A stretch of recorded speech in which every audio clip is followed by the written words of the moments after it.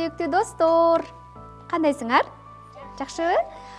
Саламатсыздарбы, урматтуу теле көрүүчүлөр, ата-энелер, мына ошентип сүйүктүү Баластан каналыбызда Бөбөк сенин жомогуң сынагы башталды. Кол чабуулар достор.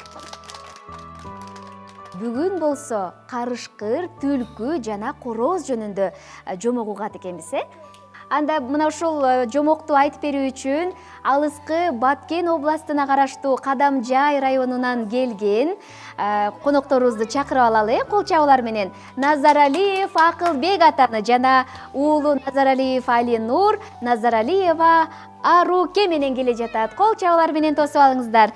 Мына ушул Аруке менен Алинур Кадамжай районундагы Баластан окуна деген бала бакчада тарбияланышат экен. Кош келиңиздер. Саламатсыңарбы, достор? Мен бүгүн силерге Бектурсун Бийназаровдун түлкү, карышкыр жана короз жомогун айтып берем.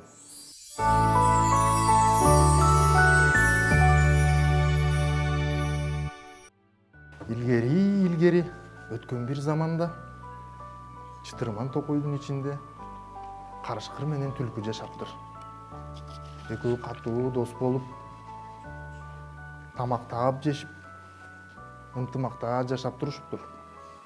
Бир күнү түлкү токойдун четиндеги абышка менен кемпирдин короосуна кирип, корозун уурдап келип, карышкыр досуна айтат. Карышкыр досум, бүгүн мен кечки тамакка короз алып келдим. Бүгүн аябай катуу тоёбуз. Курсагы ач карышкыр мындай сөздү укканда сүйүнүп, кечтин киришин күтөт. Кеч киргенде экөө баштыкты алып келип, баштыкты ачып, корозду бош коёт. Короз алгач чочуп кетип, анан сөз алып мындай дейт. Карышкыр, түлкү, силер экөөңөр мени жегениңер менен баары бир тойбойсуңар. Андан көрө бирөөңөр оозуңарды ачкыла. Мен чуркап келип өзүм кирип кетейин дейт. Андан карышкыр ойлонуп көрүп, короздун айтканына макул болот. Андыктан корозду жалгыз жесе тойбой калышын түшүнөт да, макул дегенден түлкү, жок, биз сени экөөбүз бөлүп, тең бөлүп жешибиз керек.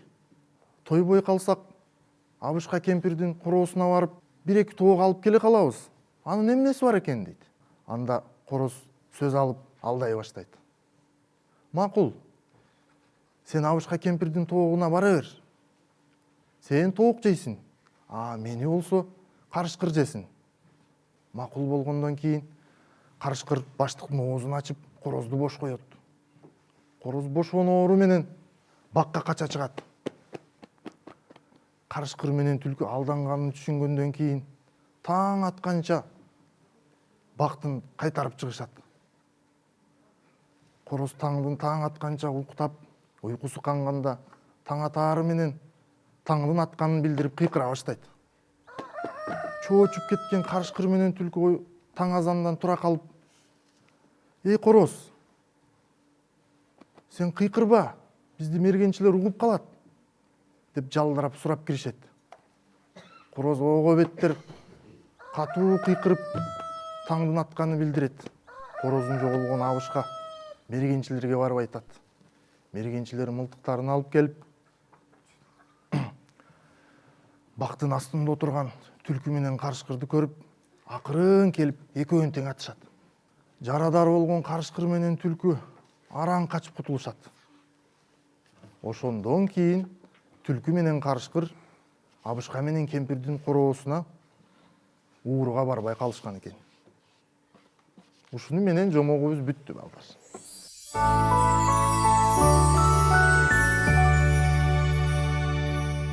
Достор, силерге бүгүн карышкыр, түлкү, короз жөнүндө жомок жактыбы? Бардыгына жагыптыр, Кичинекей достор, урматтуу ата-энелер, бүгүнкү Бөбөк сенин жомогуң сынагына катышкан катышуучубуз жөнүндө дагы бир жолу айтып коелу. Баткен областына караштуу Кадамжай районунан келген Назаралиев Акылбек ата уулу Алинур, кызы Аруке менен келишти. Жомок айтып бергени үчүн атабызга рахмат айтабыз, балдар, кол чабуулар менен. Рахмат. Баарыбыз чогуу айтабыз кана. Рахмат. Урматтуу телекөрүүчүлөр, кийинки берүүдөн көрүшкөнчө саламатта калыңыздар.